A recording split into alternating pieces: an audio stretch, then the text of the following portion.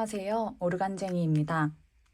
이번 시간에는 지난번 오르간 교재 선택에 이어서 오르간 기초로 가장 먼저 해야 하는 연습에 대해서 알려드리려고 해요. 오르간 교재로 찬송가를 골랐다면 오르간에 앉아 연습을 하면 좋겠지만 대부분 교회에 오르간이 있기 때문에 연습이 쉽지 않죠.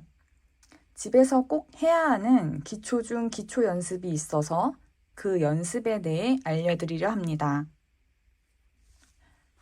첫 번째, 빠뜨리지 않도록 습관 고치기.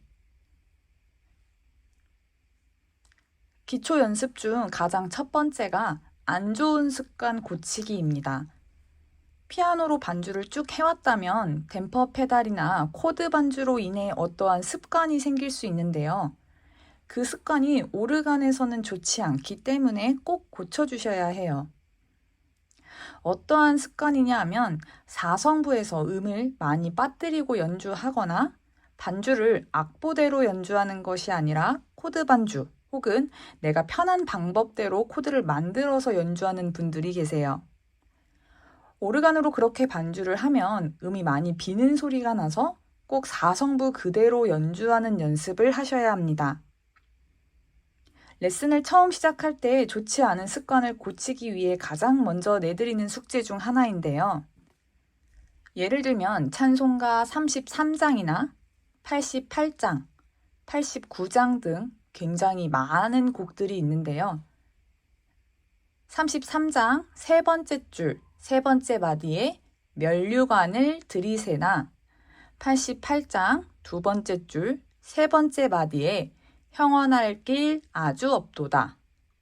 89장 첫 번째 줄 5, 6마디에서 거룩하고 아름답게를 연주해 보시면 빠지는 음 없이 제대로 연주하고 있는지 확인해 볼 수 있어요.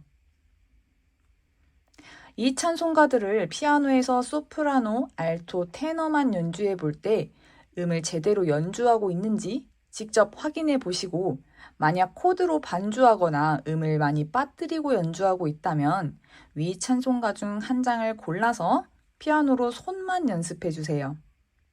이게 고치기도 어렵고 발 페달보다도 오래 걸리는 일이기 때문에 레슨 시작할 때 가장 먼저 내드리는 숙제 중 하나입니다.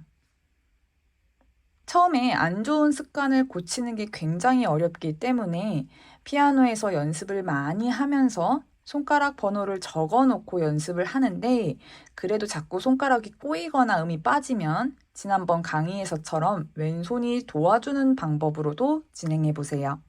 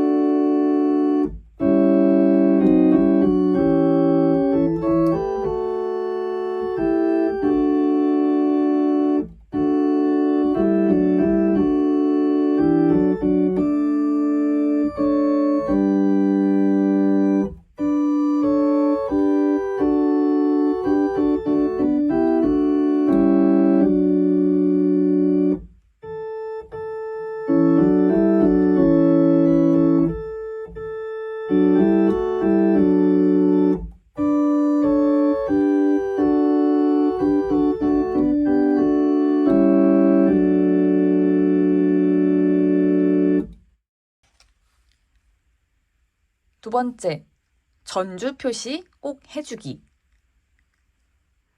보통 피아노보다 소리가 큰 오르간이 대부분 전주를 시작하게 되는데요.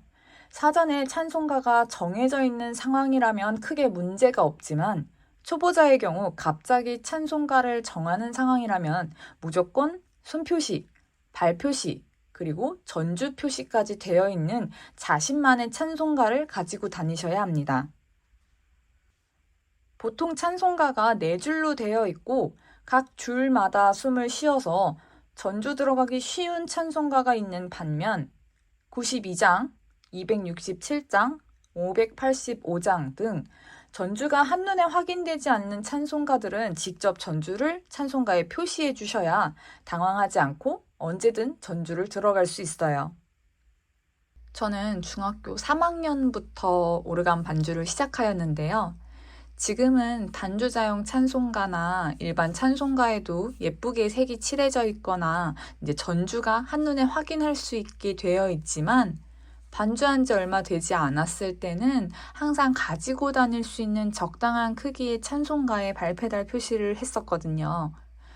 처음에는 아무것도 모르고 전주도 표시하지 않았다가 예배전 찬송으로 267장이나 363장 같은 찬송가를 갑자기 반주를 하게 되었는데 습관적으로 마지막 줄에서 전주를 들어갔다가 전주가 너무 길어졌던 적도 있었고 당황했던 적도 많았어요. 그래서 그 이후에는 이렇게 전주가 정확히 나누어져 있지 않은 찬송가에는 꼭 전주를 표시했었습니다. 초보만 해당되는 사항이 아니라 반주를 조금 더 완벽하게 준비하기 위함이니 항상 철저하게 준비하는 습관도 중요합니다. 세 번째, 귀찮다는 습관은 버리고 발페달 꼭 표시하기. 저는 발표시를 한 찬송가가 한 3권 정도 되는데요. 초보 때 하던 페달이 많이 연습하다 보면 또 바뀔 수 있기 때문에 정해놓았다고 발표시를 쭉 그대로 할 필요는 없습니다.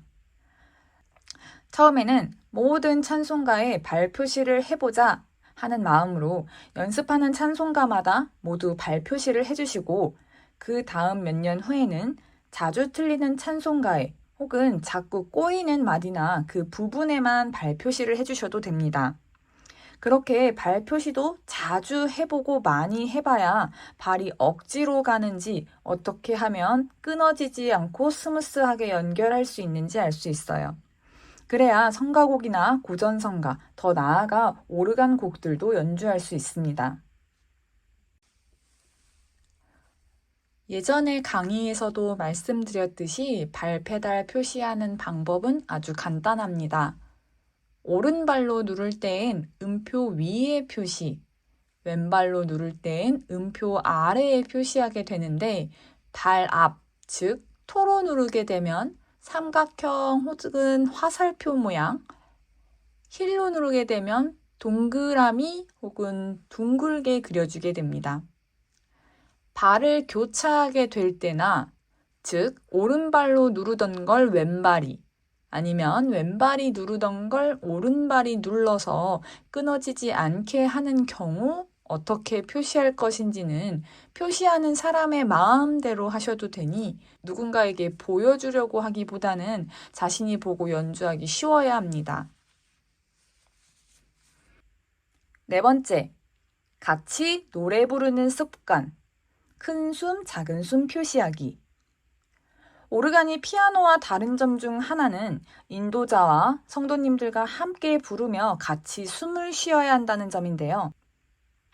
오르간은 어느 나라에서 배웠냐에 따라 많이 연주하는 방법이 다르지만 제가 찬송가를 논레가토로 연주하지 않는 이유는 논레가토로 연주했을 때 인도자님이나 성도님들이 숨 쉬는 곳이 헷갈릴 수 있어요. 정확하게 어디서 숨을 쉬어야 하는지가 정말 중요합니다.